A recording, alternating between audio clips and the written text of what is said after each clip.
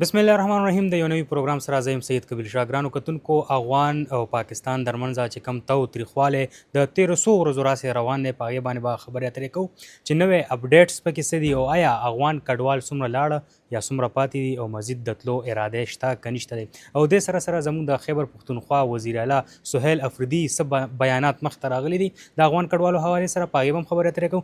دا وخت موږ سره زموږ سینیر صحافي او تجزیه کار ساجد ټکر صاحب موجود دی. ټکر صاحب یو ځل بیا په پروګرام کې تاسو ته هرکلی وایو. ډېره مننه شاجي، او موږ عادت کړي او بل دا چې افغان کډوالو باندې افغانانو ورونو باندې خبره کول په دې آنګوینګ سچویشن نو مزه کوي. شکریه.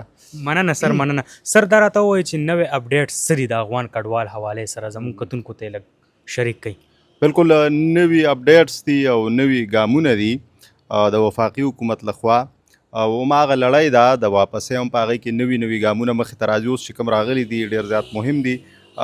که ستاسو په یاد کې وي نو موږ هم ستاسو په دې پلیټفارم ویلي وو چې لکه هغه چې کم کیمپونه دي نو د هغې په تړلو لاس پورې شوی دی، نو باقاعده توګه په هغې کې 13 هفته 15 کیمپونه تړل شوي وو. د هغې چې کوم انتظام و نو هغه ضلعي انتظامي او صوبایي حکومت ته سپارل شوی و. نو 13 ورځ بیا نور 3 کیمپونه وتړل شو، یعنې دغه شمیره 8 ته لاړه. اوس پاتې دي 32 کیمپونه. نو د دې په اړه هم دا احکامات راغلي دي او ډېر زیات مهم دي چې دا به په هر صورت کې د نومبر د میاشت پورې ټول تړی. مطلب دا شو چې د دې نه به کډوال وباسي چې هغوی ستانه شي. یو دا دغه شو. بل دا چې وفاقي حکومت د خوا لکه دوی وایي چې په دوی نظر وساتل شي چې چېرته غیر قانوني کاروباري سرګرمیو کې دوی ښکیل پاتې نشي. نو اوس چې کم دلته په ویزو دي او د چا کاروبارونه دي نو هغه د ټیکس نیټ لاندې راولي دغه شانتي. ټیک ده. بل دا بیا زمونږ چې کوم صوبایي انتظامیه ده او حکومت دی نو دوی ته دا هدایت شوی دی چې د دوی کومې کاروباري سرګرمۍ دي، نقل و حرکت دی، تګ راتګ دی، ناسته پاسته ده، په دې کلک نظر وساتل شي چې دوی څه کوي. بل دا دی چې د دوی سیمونه به اوس ټیک ټاک بندول کیږي. مخکې خو خبرونه راتلل او که دغه سیمونه د پاکستانیانو لکه داسې پکې شته چې مطلب زه پاکستانی یم، یو افغانی زما ملګری دی او ما ورله سیم ورکړی دی، د هغې سره به څه کېږي ټکر صاحب؟ او دا خو ډېر اهم سوال دی. که په دې دوران کې چرته د ونیول شو، گرفتار شو، د سره هغه سیمو نو بیا خو به تعدیبي کاروایي کیږي. ټیک ته قانوني لکه مطلب خو که دې واوړېده نو بس بیا خو به خود چې کوم دی نو هغه سیم ناکاره شي. خو نور چې کوم دوی گرفتاری یا ګیریږي یا په ګوته کیږي چې او دا دی نو د هغې خلکو چې کوم سیمز دي نو هغه به بندول کیږي ټیک ټاک، یا چې چا په بله طریقه باندې راویستي نو دا ټول به اوس چې کوم دی نو دغه کیږي. بله اوس چې کوم ډیټا لږه خبره کوو چې څومره تاسو ډېره مهمه خبره وکړه، په سهیل افریدي صاحب به خبره کوو، خو اول راځو ډیټا ته. بالکل ضرور. دا د بیا واپسۍ دا لړۍ په کال 2013 د اکتوبر میاشت کې شروع شوی، د دې پوره 2 کاله وشو. نو چې څومره خلک تللي وو عجیبه عجیبه اعداد و شمار به راتلل. نو که ستاسو په پام کې وي نو اوس چې د وزیر اعظم صاحب په مشرۍ کې کوم اجلاس شوی په اسلام آباد کې ډېر زیات مهم چې په هغې کې فیلډ مارشل صاحب هم شرکت کړی، د پنجاب، سند او بلوچستان وزرای اعلی پکې شرکت کړی، وفاقي وزیرانو پکې کړی، د ګلګت بلتستان وزیر اعلی او د آزاد کشمیر وزیر اعظم.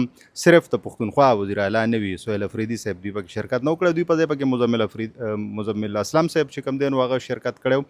نو په دغه اجلاس کې ډېرې مهمې فیصلې شوې وي. یو دا وه چې نو ایکسټینشن په دې خو مونږ خبره کړې وه، او وزیر اعظم صاحب ته چې کوم بریفنګ ورکړی شو د افغان کډوالو حوالې سره نو هغه دا و چې 14,000 افغان کډوال تللی دي. ټیک شو. په دې کې اوس چې دا کومه درېیمه لړۍ ده نو په دې کې 6,25,000 واپس شوي دي. د یونیچیار چې کوم رپورټس دي نو هغې وایي چې اوس هم 30,00,000 افغان کډوال دي چې په دې کې زیاتره هغه په پښتونخوا کې دي. په کراچۍ کې خو نن هم ګرفتاری او شوي کېږي، په پنجاب کې هغه ټیک ټاک عملیات روان دي، هغوی دلته پښتونخوا ته رالیږي. په پښتونخوا کې لکه زیاتره تعداد د دوی د 30,00,000 خواوشا اوس دی، نو په دې کې 2,00,000 داسې دي چې هغوی سره د سر اسناد نشته او هغه دلته دي. نو دا به ټول ستنیږي د دوی دپاره چې کوم انتظامات دي نو هغه برابر دي. دا چې کوم جنگي صورتحال د پاکستان او افغانستان ترمنځ نو د ځینې خلکو چې دا دغه و چې ګینې بس هغه لړۍ ودرېده ولاړه نه ده چونکې چمن بند دی، تورخم بند دی، نو هغه سلسله د ګاډو دپاره د هر څه دپاره بنده ده د ناروغانو دپاره. او امید دا دی مونږ خو په تېره ورځ هم پرې خبره کړې وه چې 40 غنټې یا 48 غنټې کې دغه تورخم او چمن پرانستی شي، اگر چې چمن د ځینې هغه ګاډو دپاره چې هغه خواتلي وو خالي وو نو هغې دپاره کولو شوي، یا دې خوا خالي ګاډي وو نو د هغوی ته اجازت ورکړی شوی و. تورخم فی الحال بند دی. هیله څرګندېږي بلکې عمله ځای په ځای شوې ده، خو په 15 اکتوبر باندې شاجي په ترکي کې ډېر اهم بیټک کیدونکی دی د پاکستان او افغانستان. اول په قطر کې شو، اوس په دغه کې کیږي په ترکي کې، او په هغې کې چې کم پلاوي به وي نو هغه به لا زیات وي، لکه په دې کې به تجارت پیشه خلک هم وي، وزیر دفاع به وي، چې کم سلامتیا مشیران دي به پکې وي، او دغه شانتې نور ریلیونټ متعلقه خلک، یعنی دا به ډېر لوی کیدای شي 1 ورځ 2 3 ورځو ته دغه میټینګ وغځېږي، نو په دې کې به مهمې فیصلې کیږي. نو هغې پورې دا امکان کیدای شي د هغې نه وړاندې که څه فیصله سټیټس وکړه نو پرانستی شي، خو ځینې تجزیه کار دا وایي چې کیدای شي 15 شپږ پورې دا لارې بندې وساتل شي. اگر چې عمله تیار ده چې کله حکومتونو دواړه په دې اګري شو نو کیدای شي دغه شي، خو فی الحال به بندوي.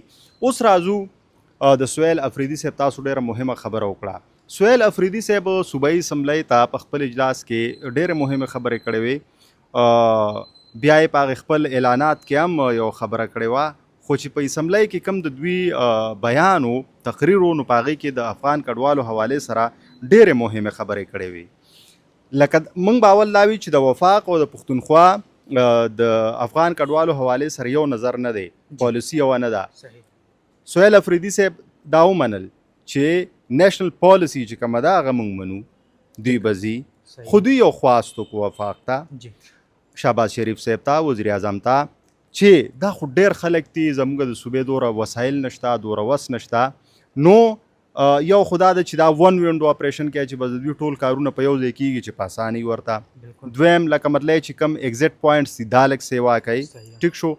نو چې بل دوی دا وایي چې دوی سره زور زیاتی ونه شي، دا زموږ افغانان رونه دي 40-50 کاله دلته پاتې شوي دي، نو چې دوی سره زور زیاتی ونه شي. نور دوی دا ومنله چې یو دا نیشنل پالیسي ده، نو بس ټیک شو، دوی به ځي.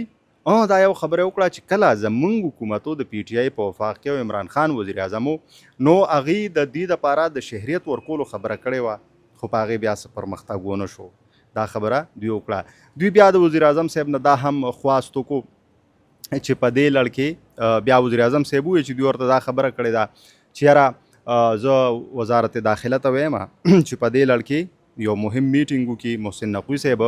نو سهیل افریدي صاحب بیا په مسکا کې وویل چې موږ به دې کې شاملېږو، وله چې اول زموږ د عمران خان سره ملاقات وشي. نو نن خو امکان دی چې ملاقات وشي د سهیل افریدي صاحب د عمران خان سره، او د هغې نه پس په دغه لړ کې یعنې د افغان کډوالو حوالې سره بیا دوی کینی او څه فیصله وکړي. خو بهرحال چې کومه د بیا ستنېدنې لړۍ ده او د دوی د ویستو کوم عمل دی هغه جاري دی، لاره بنده ده، نو هغه د هر څه دپاره بنده ده چې څنګه هم لاره کولو شي نو د افغان کډوالو د بیا ستنېدنې لړۍ به جاري وي. سر مونږ ګورو لګیا یو چې افغان کډوال خو واپسي کوي، خو لکه په افغانستان کې هغې ته څه سهولت نشته دی، هغې به څه کېږي؟ ډېر مسلې خو دي شاجي، تاسو هم ځئ موږ هم ځو ګورو، هغې وایي چې هلته خو سکولونه بند دي، اسپتالونه نشته، روزګار نشته، هغوی د ځان سره بلا خدشات وړي. دا نه چې هغوی یوازې پاکستان پرېږدي بلکې دوی چې ځي کډې اوچتوي، فامیل وړي، نو یوازې ځان سره کډه نه وړي، بلا فکرونه وړي، بلا غمونه وړي، بلا پسخاکونه وړي، بلا خدشات وړي. چې دلته خلکو بچیانې ماشومانې هغه سکولونو ته ځي، هلته خو سکول بند دی نشته، دلته د هغوی روزګارونه دي، آیا دغه روزګار به دوی هلته کنټینیو کړی شي؟ دا لوی لوی سوالونه دي. ښه موږ اوس ګورو چې دا هغې ځای کوم افغانان دي د افغانستان هغه دلته را رواني اسپتالونو له، دوی ته خو دلته سهولیات وو، نو دا ټول هغوی ته ډېرې زیاتې مسلې دي. خو یو خبره چې بیا شاجي ستاسو په دې پروګرام کې مونږ کوو نو نن به یې وکړو چې دا څومره تاوتریخوالی تیر شه، خو تاسو به یو ځای کې یو افغان داسې نه لیدلي چې هغه به څه ګیله کړي د دې خوا د پښتنو نه، هېڅ قسمه ونه شو. دغه شان تاسو هم ځئ، موږ هم ځو، ګرځو، د دې پاکستانیانو نه چې تپوس کوو بیا د پښتونخوا د پښتنو نه، نو هغوی وایي چې ځي دی خو لکه ډېر په عزت ترې لاړ شي. دغه شان دغه افغانان چې هغوی خبره کوي یاره وایي په مردان پسې به خفه یو، په بنو پسې به خفه یو، په پېښور پسې به خفه یو، په چارسده پسې به خفه یو، دا خو زمونږ غم خادی دي رښتې دي. نو ګورئ زه دلته صرف دا یو منت کول غواړم خواسته چې ځینې زمونږ افغانان رونه یا زمونږ پښتانه رونه که دې خوا دي که خوا دي دوی بهر ناست دي اکثر، او چې دا جنگي صورتحال نو دوی ډېره منفي پروپیګنډه کوله. نو ګورئ دا تړون دی دا نشلیږي او بیا د پښتنو خو نشلیږي، نو په کم از کم د قدر ورولۍ خیال ساتل پکار دي. ډیره مننه ټکر صاحب، او یقینا چې موږ نن هم اراده کړې وه چې بوټ بازار ته به ځو، خو څه طبیعت د وجې نه چې کم دی نو موږ پاتې شو. ګرانو کتونکو د ټکر صاحب چې کم جوور نظر په افغانستان باندې هغې تاسو سره شریک کو، یقینا دغسې وخت په وخت به موږ تاسو اپډیټ کوو چې څه نوې اپډیټس راځي هغه به تاسو سره شریک کوو. دا زموږ نننی پروګرام در بل پروګرام پورې مال او زما ټیم له راکړي اجازت د لوی الله په امان.